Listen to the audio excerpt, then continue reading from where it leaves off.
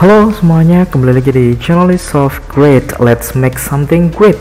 Jadi di video kali ini kita mau belajar bahasa pemrograman. Jika kamu ingin belajar jadi programmer atau belajar pemrograman, apalagi kayaknya tahun depan itu Wakil Presiden kita, Mas Gibran, itu ingin menerapkan pemrograman masuk ke dalam sekolahan kayak gitu. Nah, ini mungkin waktu yang tepat untuk kita belajar pemrograman terlebih dahulu.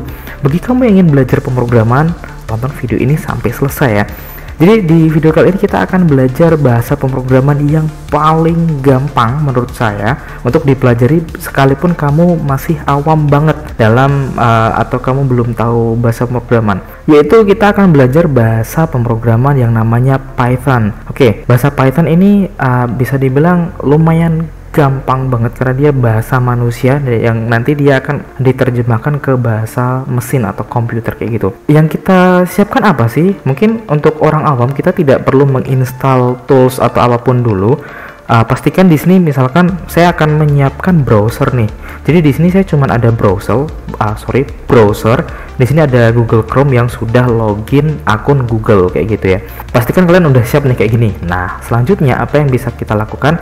Selanjutnya kita buka di google.com. Nah, di situ kita search aja di sini Google Colab kayak gini. Oke, saya zoom ya. Sorry. Oke, di sini saya ngetik di Google Colab kayak gini, GOOGLECOLAB kayak gitu, COLAB. Kita enter. Nanti di Google akan muncul gini paling atas. Kita klik aja ini ya, yang paling atas. Setelah kita klik, nanti dia akan muncul kayak gini. Nah, pastikan kalian sudah login di akun Google kalian. Di sini karena ini masih kosong, ini akun Google baru dan Google Colab-nya masih kosong, kita bisa buat aja ini, klik. Di sini ada new notebook. Kita bisa klik di sini, klik aja. Nah, nanti dia akan membuka lembar baru dari Google. Di sini masih loading ya. Nah, untuk belajar bahasa pemrograman baru, mungkin nanti kita akan ada referensi yang akan kita pelajari. Di sini kita perkenalan dulu nih. Kita menggunakan bahasa pemrograman Python. Oke, di sini saya akan coba zoom agar lebih besar biar kita bisa melihat. Ini release notes-nya saya hapus aja dulu.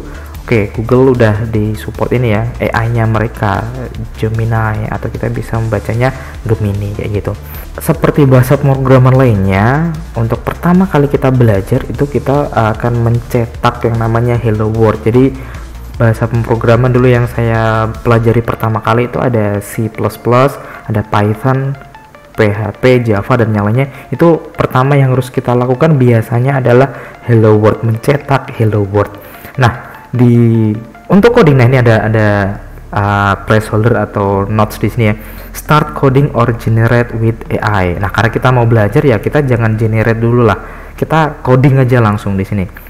Nah, kita klik aja di sini. Nah, ini masih untitled ya. Kita pertama hiraukan itu dulu. Kita akan belajar dulu. Pertama, kita akan mencetak hello world kayak gitu. Caranya gimana? Kita klik aja di sini, lalu kita ketikkan untuk mencetak. Itu bahasa Inggrisnya apa sih? Cetak, print. Nah, kita ketik nih print pakai kurung kayak gini. Jadi apa yang akan kita cetak itu ada di dalam kurung ini. Nah, jadi tipe data itu ada dua standarnya ya, numeric sama string. Numeric atau angka yang berhubungan dengan angka, sama string atau yang selain angka. Kalau angka itu dia kayak 0, 1, minus 1, itu yang bisa dioperasikan matematika. Tapi kalau string itu tidak bisa. Bisa nggak string itu mengandung angka? Bisa, tapi dia tidak bisa dioperasikan kayak gitu. Oke, langsung saja kita akan mencetak hello world di sini. Sudah ada print, lalu ada kurung. Kita kasih petik karena string itu bisa menggunakan harus diapit petik. Di sini saya akan mengetikkan hello world kayak gini ya. Habis itu gimana? Udah, kita jalankan aja. Untuk menjalankan kode ini, apa yang harus kita lakukan? Dari UI-nya Google ini udah bagus ya. Untuk menjalankan kode ini kita tinggal klik aja nih. Nah, di sini ada icon play. Kita klik aja nih play-nya, atau bisa ketika kita hover ada pesan nih run cell dengan Ctrl plus enter. tapi kita klik aja nih di sini, klik allocating runtime connecting to Python 3. Oh, jadi Python sekarang itu udah versi 3, itu yang versi terbaru, intinya kayak gitu. Oke, udah hijau, initializing. Ini karena baru pertama kali nyoba, jadi dia lumayan loading awal rada lama. Oke, udah muncul nih hello world. Nah, itu kita sudah berhasil belajar pemrograman Python untuk step awal. Step selanjutnya adalah bagaimana kita mencetak sesuatu yang lain. Contohnya di sini, gimana caranya? Ya udah kita di sini kita plus code aja nih.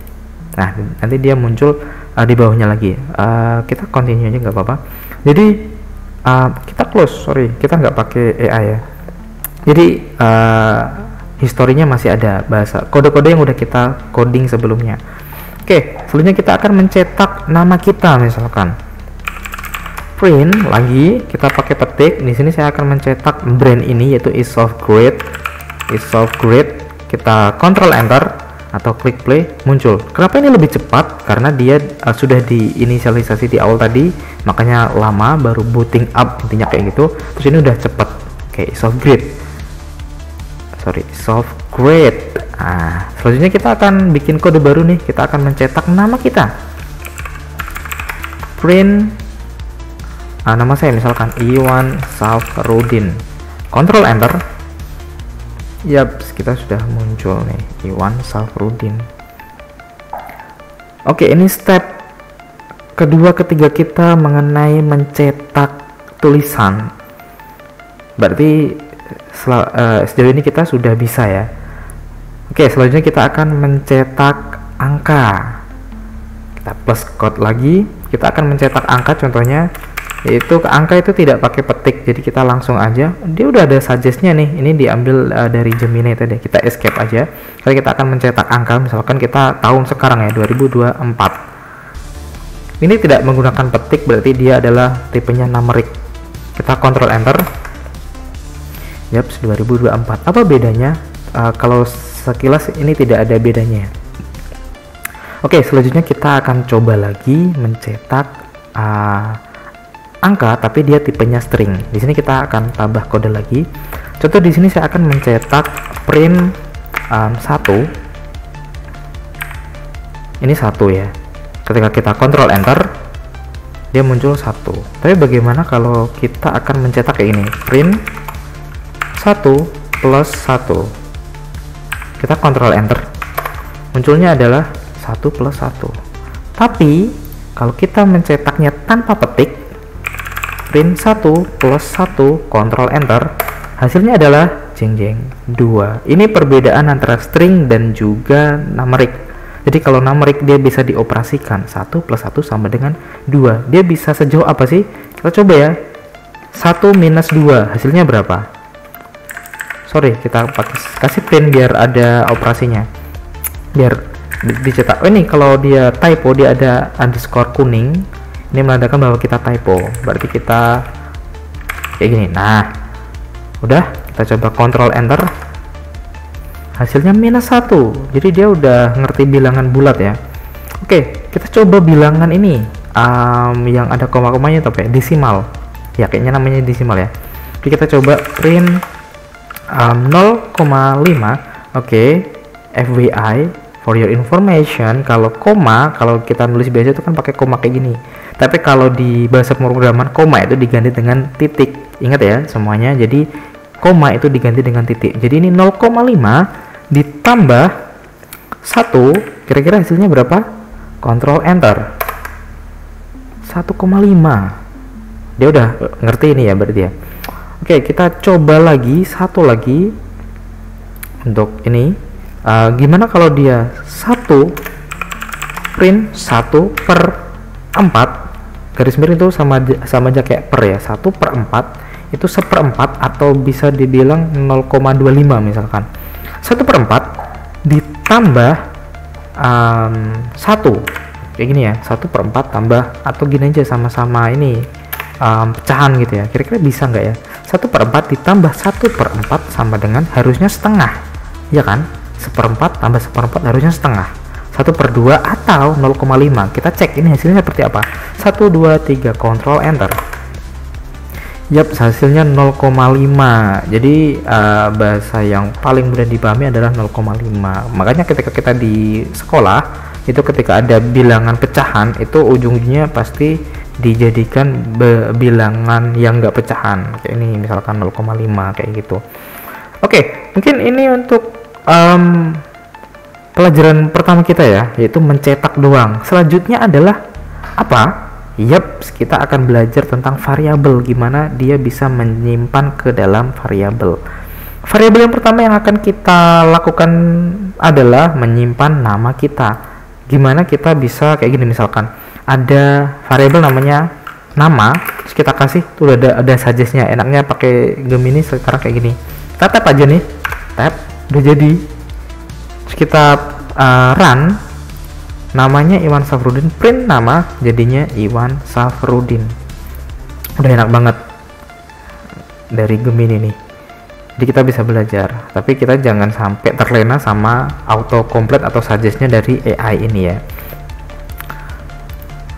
Oke, kita udah bisa ngasih variabel kayak gini. Selanjutnya kita akan membuat aplikasi yang sedikit lebih interaktif lagi. Misalkan kita akan memberikan sebuah pertanyaan yang nanti kita bisa isi kayak gitu. Contoh, kita bisa menggunakan function input kayak gini. Nama sama dengan input, masukkan nama kamu, titik 2. Oke, jadi nanti akan ada pertanyaan yang akan kita jawab. Selanjutnya saya akan membuat umur, email aja, email sama dengan input. Oh, email, alamat aja deh, mungkin alamat ya. Sorry, kita nggak boleh lanjut, kita harus enter. Alamat sama dengan input, masukkan alamat kamu. Oke, habis itu kita akan ngeprint print. Nah, ini udah ada suggest-nya, kita tap aja.